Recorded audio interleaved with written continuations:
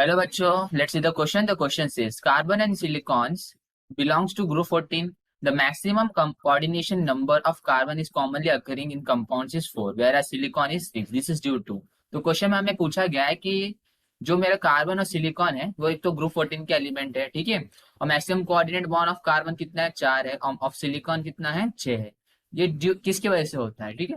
तो क्वेश्चन का की कॉन्सेप्ट क्या होगा, क्वेश्चन का की कॉन्सेप्ट हम जैसे जानते हैं कि ग्रुप 14 एलिमेंट्स में कौन से एलिमेंट्स आते हैं। तो सबसे पहले आता है कार्बन, फिर आता है सिलिकॉन, सॉरी हाँ सिलिकॉन, फिर जर्मेनियम, फिर आता है एसएन और फिर पीबी, ठीक है।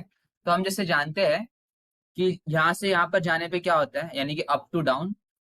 तो ऊपर से नीचे जाने में जो मेरा शेल्स है, यानी कि न्यू शेल्स ऐड होते जाते हैं, ठीक है। एटॉमिक साइज इंक्रीज होता जाता है, न्यू शेल्स ऐड होते जाते हैं, ठीक है। न्यू शेल्स एडेड, ठीक है। तो अगर हम देखें इलेक्ट्रॉनिक कॉन्फ़िगरेशन ऑफ कार्बन, तो वो होता है 1s2, 2s2, 2p2, ठीक है। वहीं पे अगर हम सिलिकॉन का अगर देखें तो वो कितना होता है उसका, सिलिकॉन का होता है, उसको मैं डायरेक्ट लिखता हूँ, इसका नियॉन, ठीक है।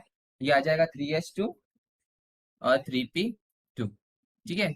अब अगर देखा जाए तो इसके बैलेंस में कितने इलेक्ट्रॉन्स है, ठीक है। इसके बैलेंस में कितने इलेक्ट्रॉन्स है, 4 इलेक्ट्रॉन्स है। तो ये मेनली कितने फॉर्मेशन कर सकते हैं बॉन्ड्स का, 4 फॉर्मेशन कर सकते हैं। इसके बैलेंस में भी 4 इलेक्ट्रॉन्स है, ठीक है। तो फिर ऐसा क्यों हो रहा है कि ये 6 बॉन्ड बनाता है और ये 4 बॉन्ड बनाता है, क्योंकि जो सिलिकॉन है मेरा, सिलिकॉन, इसके पास एक एक्स्ट्रा एडवांटेज है जिसको हम लोग बोलते हैं D orbital, presence of D orbital, ठीक है। इसके पास क्या है, डी ऑर्बिटल है, जिसकी वजह से इसकी जो एटॉमिक साइज है वो ज्यादा है। और due to presence of D orbitals ये क्या करता है, में ज्यादा बॉन्ड्स बनाता है, फॉर्म फॉर्म मोर बॉन्ड्स, ठीक है, फॉर्म मोर बॉन्ड्स, ठीक है।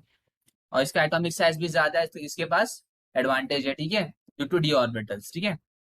तो अगर देखें हम लोग, तो ऑप्शन में अगर एक चेक करें तो सबसे पहले बोला है कि लार्ज साइज ऑफ सिलिकॉन, ये तो है, लार्ज साइज ऑफ सिलिकॉन है कंपेयर टू कार्बन, बट ये इसकी वजह से थोड़ी ना ये फॉर्म करते हैं 6 बॉन्ड्स। तो कुछ और ही रीजन है। तो इस क्वेश्चन के लिए ये जो ऑप्शन है ये गलत हो गया, ठीक है।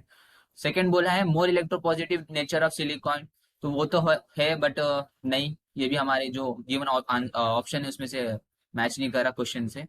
जो ऑप्शन नंबर सी देखा जाए तो availability of D orbitals in silicon, हाँ तो ये एक रीजन है, ठीक है, जिसकी वजह से ये एक्स्ट्रा बॉन्ड्स फॉर्म करते हैं कार्बन के अकॉर्डिंग, ठीक है।